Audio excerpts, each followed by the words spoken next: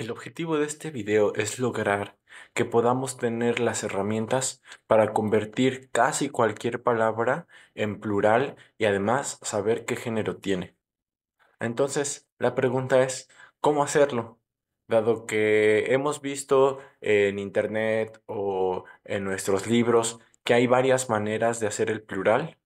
De hecho, hay algunos libros que manejan 5 maneras, hay otros que manejan 8 maneras, hay otros que manejan 12 maneras. Entonces, ¿cómo vamos a poder lograr hacer un solo método de todo esto? En este video me propongo dar un método para encontrar la forma de saber cuál es el género de una palabra y también cuál es su plural.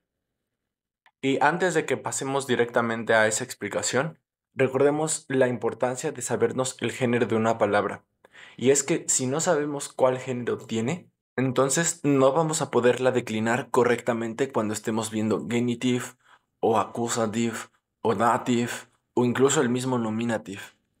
Y las cosas se pueden complicar cuando veamos declinación de adjetivos, porque ahí también necesitamos saber cuál es el género de la palabra. El método que vamos a ver va a consistir en únicamente la ortografía. Y es que hay muchas páginas de internet, por ejemplo, que tienen buenas explicaciones. Sin embargo, cuando explican el género en alemán, muchas veces lo hacen agrupando conceptos. Por ejemplo, aquí dice que cuando sean días y meses, la palabra va a ser masculino. O acá, cuando sean nombres de árboles y de flores, la palabra va a ser femenino. Entonces, eso puede complicar el tema en lugar de simplificarlo, porque además hay que saber el significado de la palabra y hay que saber qué grupo trabaja con qué género. Entonces eso puede realmente complicar las cosas. Pasemos ahora sí a ver cómo se forma el género en alemán. Y el género de una palabra tiene relación con su ortografía. Entonces, para casi todas las palabras nos va a bastar mirar cómo se escribe la palabra y así vamos a saber qué género tiene.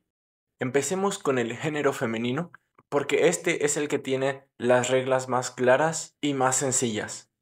De hecho, tiene la regla más frecuente, que es que si una palabra termina con la letra E, usualmente va a ser femenina. Por ejemplo, tenemos la palabra la rosa, die Rose. Die Karte, la carta o la tarjeta. Die Speise, la comida, el platillo. También la combinación de Speisekarte, el menú. Die Fliege, la mosca. Die Blume, la flor. Y una gran cantidad de palabras más. Aunque sea la regla más constante, la gran mayoría de palabras que terminan con E son femeninas. Sí, hay varias palabras excepcionales que son masculinas y que terminan en E, pero eso lo veremos en otro video. También son femeninas muchas palabras que terminan con T, como por ejemplo, die Macht, el poder, die Nacht, die Fahrt, el viaje, die Schrift, la escritura, die Kunst, el arte.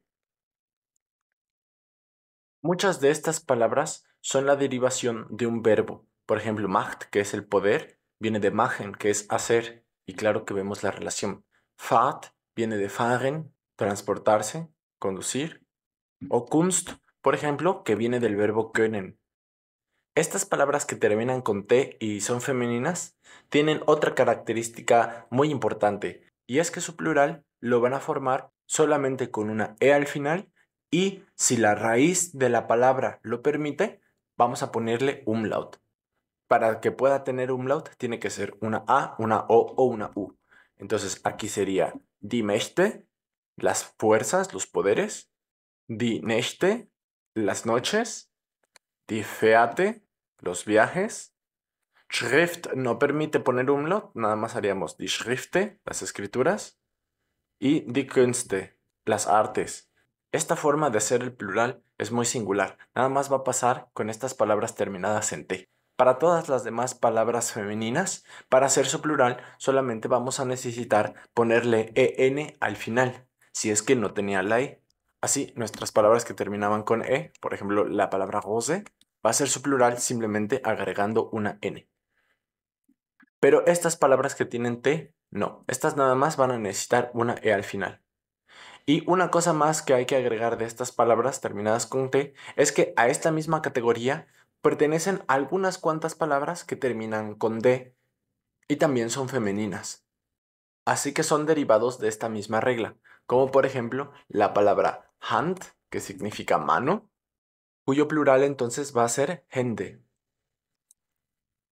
O también tenemos la palabra Wand, pared, cuyo plural va a ser Wände.